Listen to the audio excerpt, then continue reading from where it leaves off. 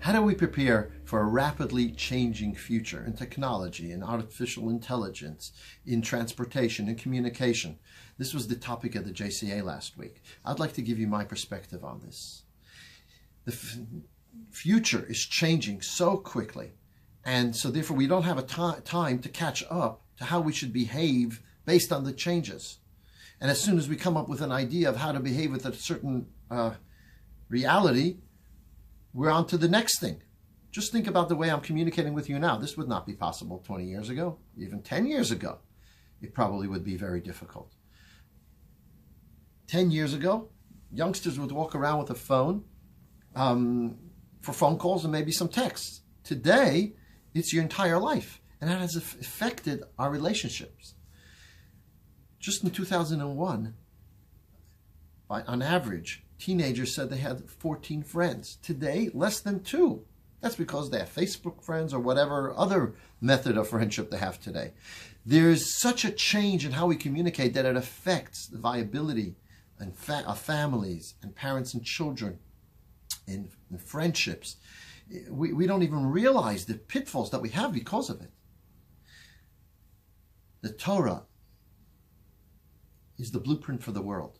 That means to say that when God created the world, He created within it the ability for all this technological advancement that we have seen and we will see. At the very same time, He placed into the world the code of how to interact and how to relate to each other and how to deal with the world, even with all these changes taking place. So the Torah wasn't just relevant for a particular period of time, it's relevant throughout history with all the changes of history. A case in point. 30 years ago, I would get the question, why does the Torah say I can't light a match on Shabbat? Maybe that was relevant 3,300 years ago, but is it relevant today when there's no work, there's no effort involved? Today, no one's going to ask the question. The fact that we put down our phones and our computers and our technology on Shabbat makes Shabbat what it is. Otherwise, we wouldn't be able to communicate with family properly. We wouldn't have a peaceful, restful Shabbos because we'd constantly be connected to, we'd have to be online all the time. In the very same way, in the art of communication. Communication has changed and is changing.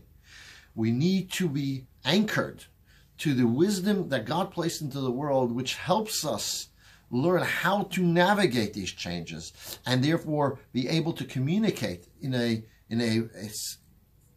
successful way, in a way that fosters relationships and strengthens relationships, in a way that connects us to our loved ones and to those people we care about and to community. And that is what we're going to be doing in our course starting tomorrow night, 29th of May, where we're going to do the art and soul of communication for 6 weeks, gleaning from the wisdom that God gave us in the Talmud and in mysticism, the code, the DNA of this world, in order to best know how to navigate all the changes that we might have in our society. So come join us tomorrow night, the 29th of May.